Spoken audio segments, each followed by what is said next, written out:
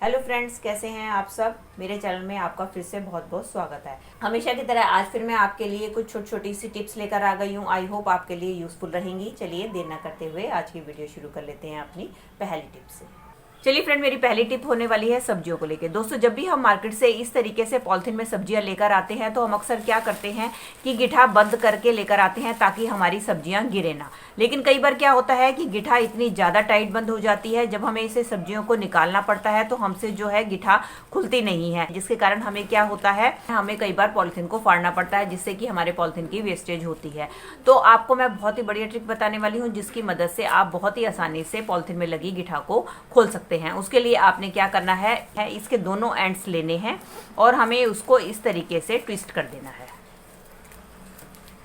Twist करने के बाद आपने क्या करना है, इसको पीछे की तरफ को आपने धकेलना है। ये देखिए, जैसे ही आप इसको पीछे की तरफ को धकेलेंगे तो आप देखेंगे कि आपकी गिठा जो है बहुत ही आसानी से खुल जाएगी और इसकी मदद से आप अपने पॉलिथीन को बहुत ही आसानी से ओपन कर पाएंगे। जिससे क्या होगा, एक तो गिठा खुल जाएगी और दूसरा आपको पॉलिथीन भी फाड़कर वेस्ट नहीं करना पड़ेगा। चलिए फ्रेंड, बढ़ते हैं अगली टिप की तरफ। मेरी अगली टिप होने वाली है कुकर को लेकर। दोस्तों, कुकर में हम सब खाना बनाते हैं, लेकिन कई बार क्या होता है कि हमारे कुकर में से खाना नहीं बन पाता है क्योंकि उसमें से स्टीम निकलनी शुरू हो जाती है। इसके कई कारण हो सकते हैं। उसका मेन कारण तो ये होता है कि जो कुकर के ढक्कन के ऊपर ये जो वाल्व लगा होता है ये कई बार खराब हो जाता है, जिसके कारण से हमारे कुकर में से स्टीम निकलती है और खाना नहीं पक पाता है। तो अगर इमरजेंसी में आपको खाना बनाना हो और आपका वाल्व खराब हो गया हो तो उसके लिए आप एक जुगाड़ू टिप का इस्तेमाल कर सकते हैं। उसके लिए लेना है आपने इस तरीके से अपने घर पे रखा हुआ गूथा हुआ आटा, और आटा लेने के बाद आपने इसको इस तरीके से फैला देना है और ये जो वाल्व है इसके ऊपर आपने इसको अच्छी तरीके से फिक्स कर देना है। इसके बाद जब आप खाना बनाएंगे तो आप देखेंगे कि आपकी स्टीम बिल्कुल भी नहीं निकलेगी और आपका खाना आसानी से बन जाएगा। और कई बार दोस्तों क्या होता है कि कुकर की हमारी ये जो रबड़ होती है ये भी कई बार खराब हो जाती है या लूज हो जाती है, जिसके कारण हमारा खाना ढंग से नहीं बन पाता है और साइड से जो है हमारी स्टीम निकलनी शुरू हो जाती है। तो उसके लिए भी आप एक काम कर सकते हैं। उसके लिए भी आपने लेना है इस तरीके से आटा, और आटा लेने के बाद आपने इसका इस तरीके से लंबाई में फैला देना है और फैलाने के बाद जहां भी आपकी स्टीम निकलती है उसके ऊपर आपने इस तरीके से आटे को लगा देना है। इसके बाद जब ये आप आटा लगा देंगे तो इसके बाद जब आप कुकर में खाना बनाएंगे तो इसमें से जो स्टीम निकलेगी वो आटे के कारण रुक जाएगी, क्योंकि जैसे ही गर्म होता है आटा बहुत ही अच्छी तरीके से इसके ऊपर सेट हो जाता है। इस टिप का इस्तेमाल दोस्तों आप इमरजेंसी में ही करें, रेगुलर में आप इसका इस्तेमाल बिल्कुल ना करें। जब आपको टाइम मिले आप अपना कुकर रिपेयर कराकर ही इसके अंदर खाना बनाएं। बढ़ते हैं अगली टिप की तरफ। मेरी अगली टिप होने वाली है इस तरीके की आटा थैली को लेके, जो कि अक्सर हमारे घर पे ढेर सारी पड़ी होती है, जिसमें से आटा निकालने के बाद हम इसको कबाड़ में फेंक देते हैं। तो आज इसका बहुत ही बढ़िया यूज आपके साथ शेयर करने वाली हूँ। उसके लिए आपने क्या करना है, हमने आटा थैली को इसके जो पीछे वाला पार्ट है उसको हमने कट कर देना है।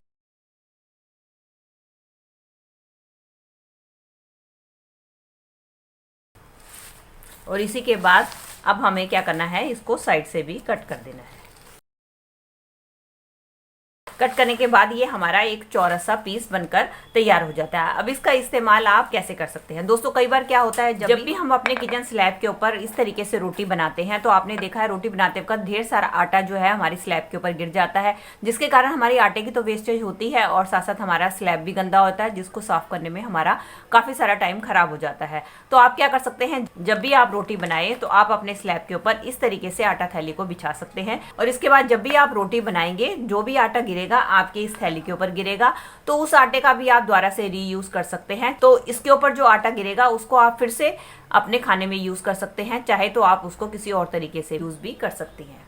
चलिए फ्रेंड, बढ़ते हैं अगली टिप की तरफ। मेरी अगली टिप होने वाली है इस तरीके की चूड़ियों को लेकर। दोस्तों, हमारे घर पे ढेर सारी ऐसी चूड़ियां पड़ी होती हैं जिनको कि ना तो हम पहनते हैं और ना ही हम इनको फेंकते हैं। तो क्यों ना हम इन चूड़ियों से कुछ ऐसी यूजफुल चीज बनाएं जिससे कि हमारा घर भी ऑर्गेनाइज और डेकोरेट हो जाए और साथ ही साथ इन चूड़ियों का भी रीयूज हो जाए। तो इन्हीं चूड़ियों के आज मैं आपको बहुत ही बढ़िया चीज बना के दिखाने वाली हूँ जो कि आपके लिए काफी यूजफुल होने वाली है। उसके लिए आपने क्या करना है, आप घर पे रखी हुई कोई भी इस तरीके से कटोरी ले लें, छोटी बड़ी जैसी भी आपको चाहिए।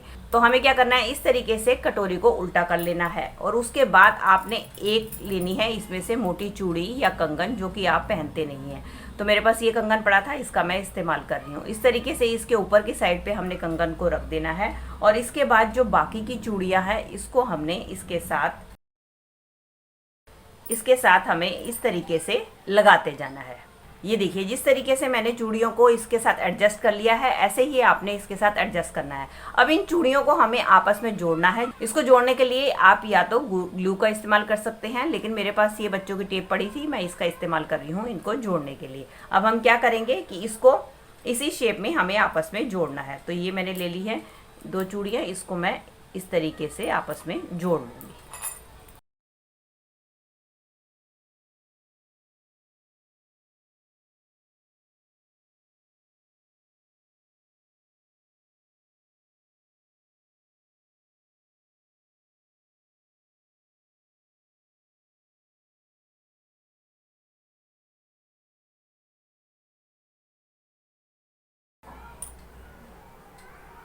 अब देख सकते हैं सारी चूड़ियों को मैंने आपस में जोड़ लिया। अब हमने ये जो बीच वाला कड़ा रखा है, इसको भी हम अपनी सारी चूड़ियों के साथ इसी टेप की मदद से ज्वाइंट कर देंगे। ये देख सकते हैं, ये सारी चूड़ियों को हमने इस तरीके से आपस में टेप की मदद से ज्वाइंट कर लिया है।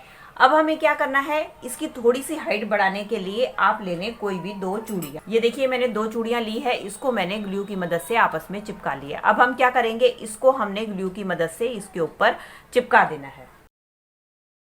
इससे क्या होगा, इससे हमारे इसकी थोड़ी सी हाइट बढ़ जाएगी। ये देख सकते हैं, ये चूड़ियों को जो मैंने आपस में चिपकाया था वो मैंने इस कड़े के ऊपर इस तरीके से चिपका दी है। अब आप कोई भी इस तरीके का प्लास्टिक का ढक्कन ले ले और उसके ऊपर आपने क्या करना है, चूड़ी को रख के आपने उस शेप का ढक्कन को कट कर लेना है। ये देखिए, मेरे पास एक प्लास्टिक की बोतल पड़ी थी, मैंने उसका ढक्कन कट कर लिया है। आप कोई भी इस तरीके से ढक्कन कट कर ले और उसके बाद हम क्या करेंगे, इसको हमने ढक्कन को इसके ऊपर ग्लू की मदद से चिपका देना है। चिपकाने के बाद अब हम इसको सूखने के लिए थोड़ी देर के लिए छोड़ देंगे। इसके बाद मैं आपको इसका फाइनल लुक दिखाती हूँ। ये देख सकती हैं दोस्तों, ये हमारा एक डेकोरेटिव कम ऑर्गेनाइजर बनकर तैयार हो गया है। इसका इस्तेमाल आप डिफरेंट तरीके से कर सकते हैं। चाहे तो आप इसको अपने किचन में यूज करके कोई भी आप इसमें सामान रख सकते हैं, चाहे तो आप डाइनिंग टेबल पे रखकर इस तरीके से अपने फ्रूट्स को रख सकते हैं, या चाहे तो आप अपने फ्लावर पॉट को भी इसके ऊपर रख के आसानी से डेकोरेट कर सकते हैं। ये देखिए, हमारा कितना सुंदर डेकोरेटिव आइटम कम ऑर्गेनाइजर बनकर तैयार हो गया। इसको आप अपने घर में डिफरेंट तरीके से यूज कर सकते हैं, जो कि हमने अपने घर पे रखी हुई बेकार चूड़ियों से बनाकर तैयार की। तो दोस्तों, ये थी मेरी आज की वीडियो। आई होप आपके लिए यूजफुल रही होगी। अगर दोस्तों इनमें से कोई भी टिप आपके लिए हेल्पफुल रही है तो इसे लाइक, शेयर एंड कमेंट कीजिएगा। और मेरे साथ इसी तरीके से जुड़े रहना चाहते हैं तो बेल आइकन के साथ मेरे चैनल को भी सब्सक्राइब कर लीजिएगा। मिलती हूँ नई वीडियो के साथ। Till then take care and bye bye.